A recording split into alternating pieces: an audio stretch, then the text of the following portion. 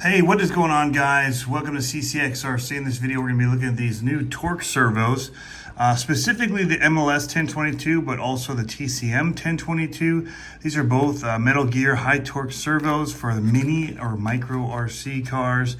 I'd say more mini, but they say at like 7.4 volts, you have 0.0 seconds for 60 degrees and 12.8 kilograms centimeters, which they say is about 177 ounce inches of torque. Bump that up to 8.4 volts, you got 200 ounce inches of torque, and at 6 is 160. So very powerful, torquey servos, and very, very similar. The unique thing in this is going to be that this one will bolt directly up to your CCx24 without you needing to have a servo mount. So that is a pretty slick idea that they came up with, and we're going to open these up and take a look at them. All right, so here is the MLS 1022. You can see what makes this unique right here.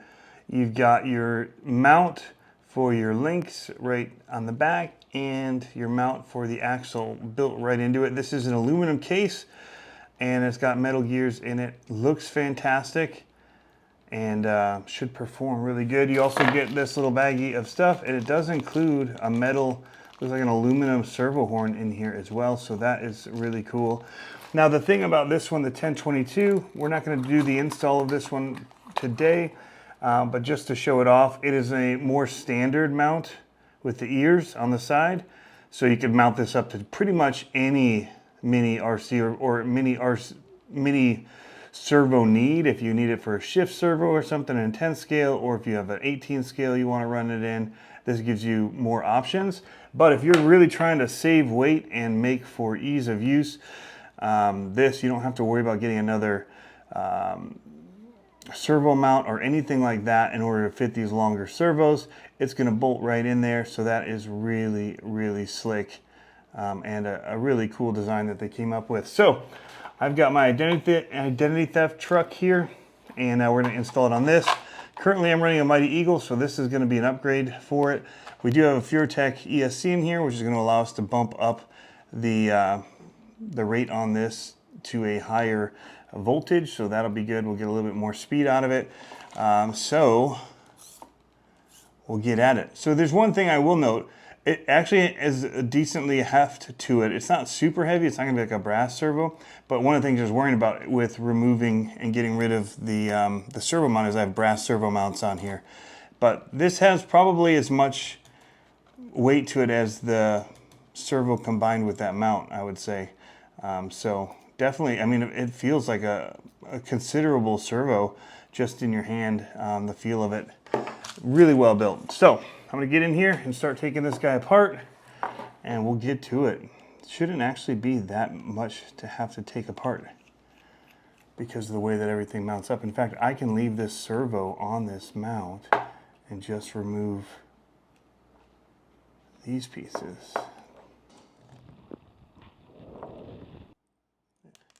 Magnet will help. So basically, we removed all of this servo mount and everything. You can see how I've always done it. Kicked them kind of up at an angle. Never been an issue. These are like Emax style servo mounts, so they're not quite long enough to sit in there straight like this is going to be. So the first thing that I want to check before I do anything is that this is threaded on both sides, because that's going to kind of make or break what I do here. That does feel threaded. We'll get it all mounted up on here first, which should be pretty easy to do. So Helidirect did send this out to me to review for you guys. I'd seen this when I was at Axial Fest. Mini RC, Shop Mini RC had showed it to me, and it looked really killer. So I definitely wanted to, and 24 scale is still kind of my thing these days. Really a big fan of this platform, and the CCx24 in particular. So that's going to sit in there like that. It kind of sits high. I wonder why it sits so high.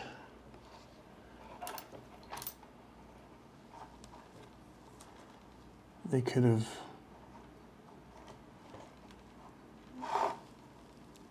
shortened that quite a bit. Maybe it's for the links and the mount that they have on that, but it sits up there pretty high. Not a huge deal. May cause for fitment issues with my body mount and everything, so I may have to rethink that. But not a big deal. Just wonder why they wouldn't have kept it down and low. So these are a standard CCx24 axle.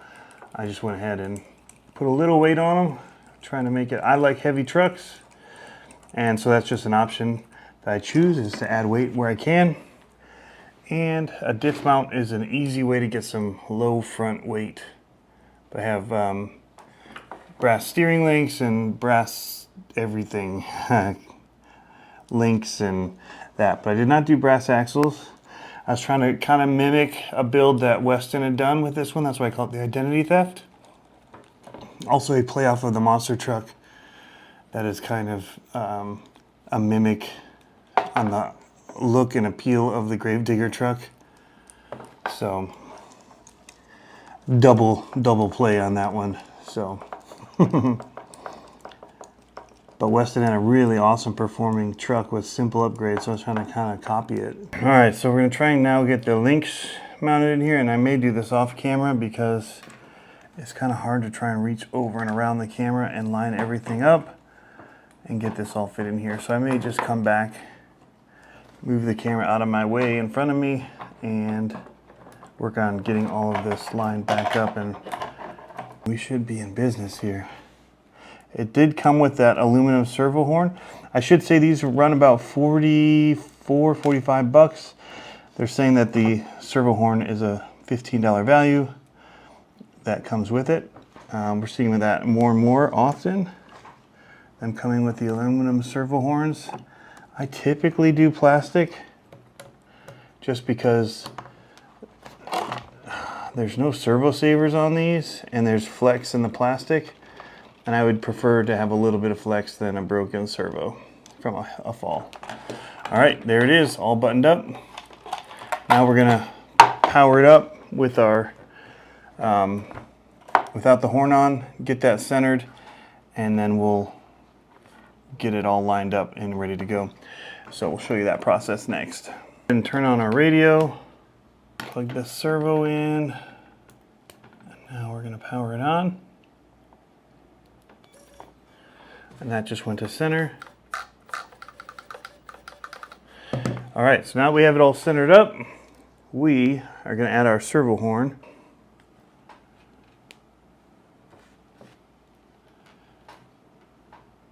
We're still going to go in from the back of it. Wonderful, that threaded right in from the back. We're just going to try and straighten our wheels as straight as we can. Now ideally I'd have thread lock. Don't have it on me, so we're just going to put this in for now, and we will have to double check it. This wheel is a little too loose. So everything on. Whoa, it's nice and quick. Oh yeah. So I will say that one thing I noticed is, and it doesn't actually hit. I was worried about it hitting this frame, but at the full extension of these shocks, it is not hitting. So we're getting the full range of the shocks. That's all the way up. So, and these are just running, this truck is running stock shocks and it's performed awesome with them. Brass wheels, these have the saplings in them. And let's just see real quick how it does. Oh, stupid fast. I love it. All right, so I've got to turn off the phone and I'm going to go in and look and see what my settings are so I can tell you what I have this servo voltage is set at. All right, you guys, so I did have the servo set at 7.4 volts. I took it up to 8.4. I didn't think it was a big enough difference to run it at that for a couple reasons. Battery drain, but the speed wasn't that much faster, and I just don't want to run things that hot.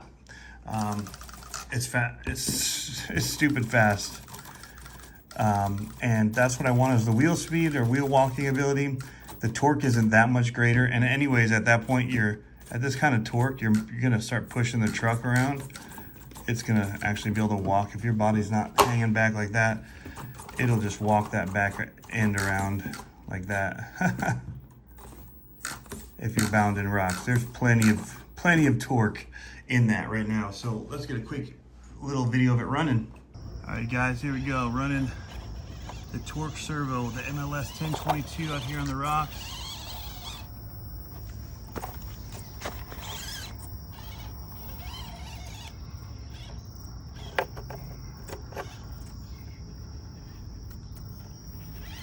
It's this truck just gets after it.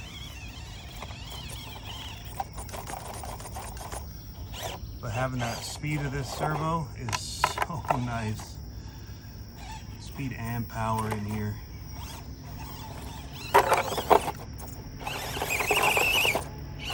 Oh, there it goes. It's running a baby Goliath motor.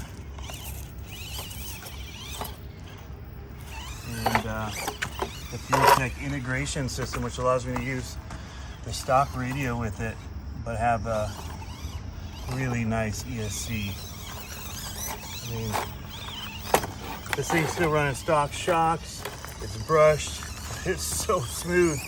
I actually forgot, you guys, that I was running this brush. It feels very much like my brushless trucks because of the slow speed capabilities, especially with these ESCs running a brushed motor. Got nice speed control.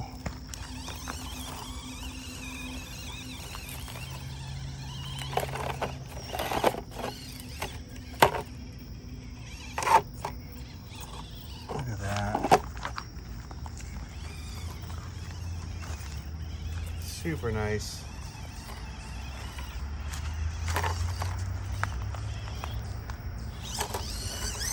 Awesome. Well, there you go, you guys. The TORQ MLS 1022 in here. Thanks to Helidirect again for sending it out. I'll put a link down below if you guys are interested in checking this out, if it's a solution you like. I think it's pretty cool that it just is all in one like that. Don't need a servo mount. Very, very great idea. And if you like the specs on it, the cost is pretty awesome for an aluminum case and metal gears with this kind of power for like 45 bucks with the servo horn is a killer deal, guys. Anyway, thanks for tuning in. As always, have fun RCing. Catch you next time.